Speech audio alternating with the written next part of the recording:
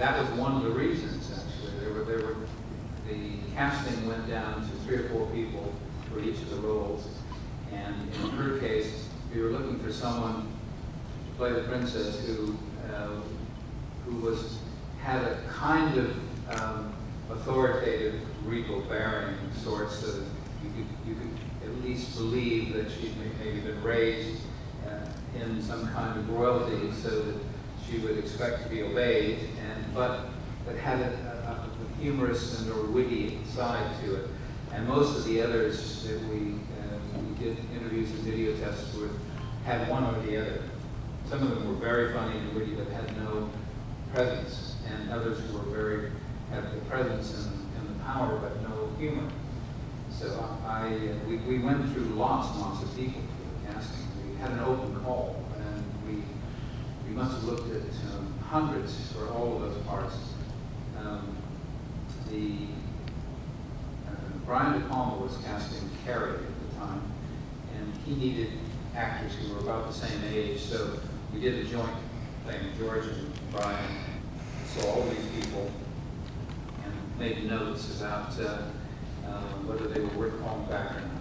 And so 5 minutes with every single person, and then about 30 or 40 were called back for each role, and then if that 10 minutes further on interview went somewhere, then we called them in for a video test.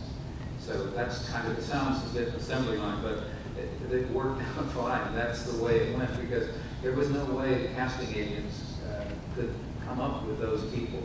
It's very easy to cast the Obi-Wan role. We knew we wanted Alec Guinness, or if not Alec Guinness, there were 2 or 3 other British actors who fit that role. But for casting the young people, had no idea, except that we all felt that Harrison was probably the best for Han Solo, just instinctively. But we tested other people anyway, and it still came down to him. But it was a long process. It went on for about 6 months, the whole casting process. But out of that, Brian cast John Travolta and several others, and Travolta and Sylvester Stallone and many other people came in and tested for the Star Wars roles as well. Wow. So they're auditioning for you, George Lucas, and Brian De Palma. That's precious. You talked a bit about filming A New Hope in Tunisia, and you talked a bit about having a very modest budget. Can you talk a bit about that filming process? Sure.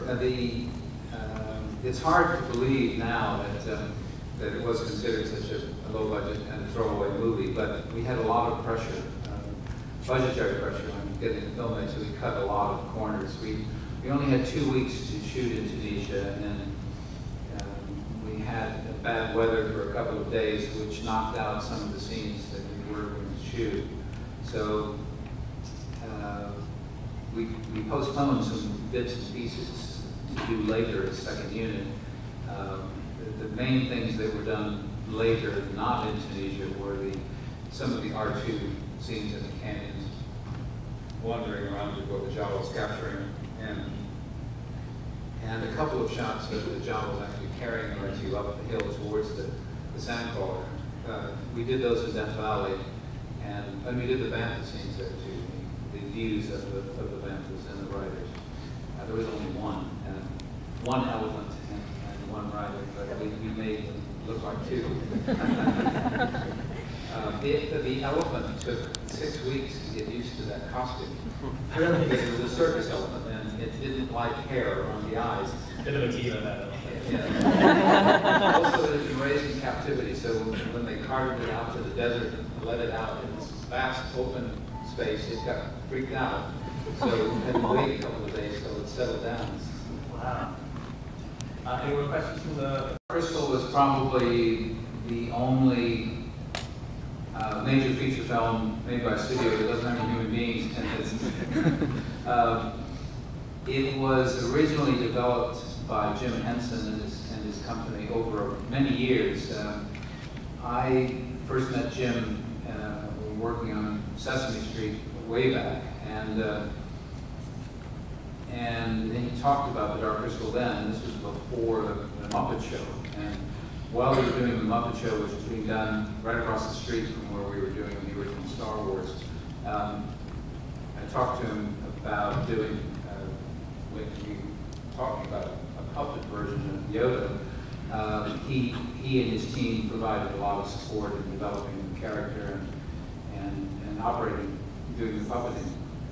So, out of that and his early development of the Star Wars, the Dark Crystal look, we developed a kind of technique of using traditional puppetry plus people in elaborate costumes, like the Mystics, for instance, with 4 arms, were 2 people inside this elaborate costume. It made it very difficult to walk around.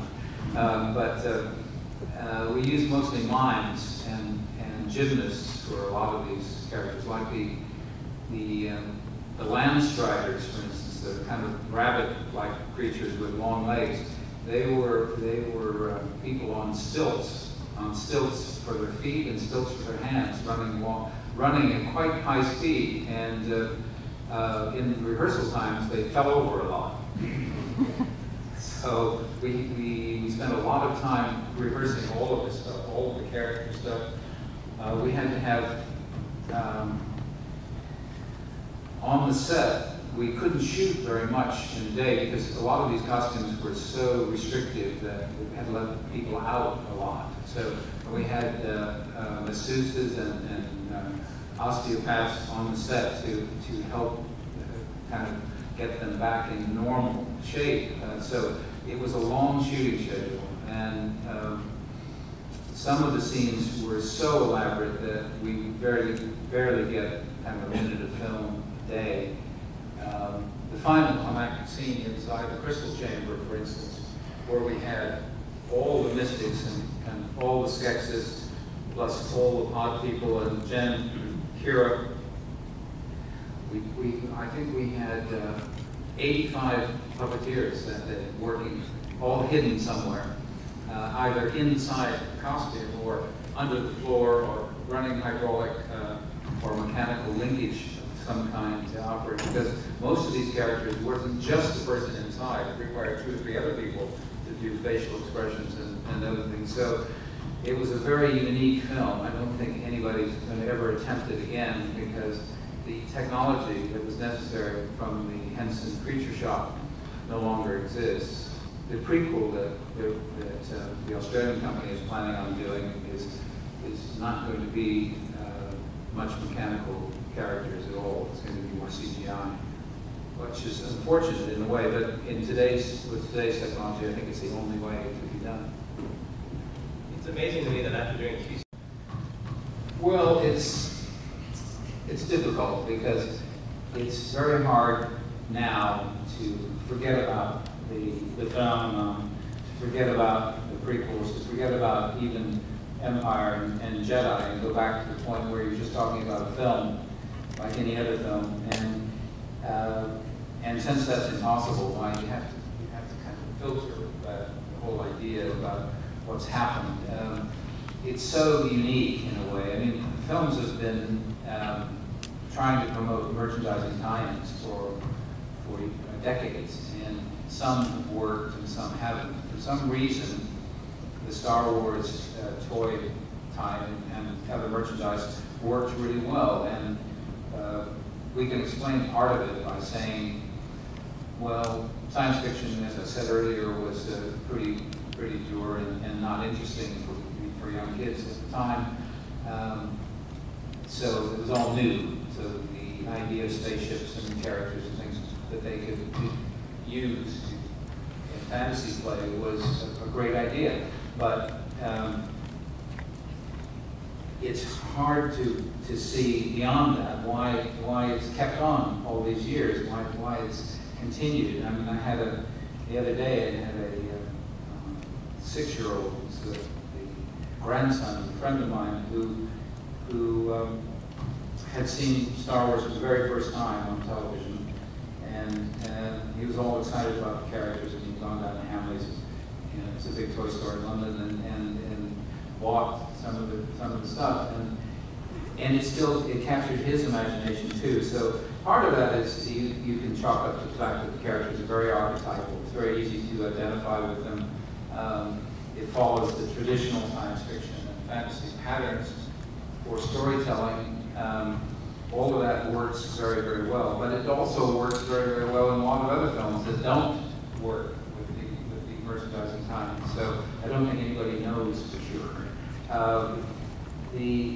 I feel that the whole phenomenon thing with all the novels and the prequels and everything, in a way, have diminished the value of the films to a certain extent, because the whole idea of telling a story where there's a lot of gaps, a lot of backstory that you're left as an audience to invent yourself, makes it more interesting.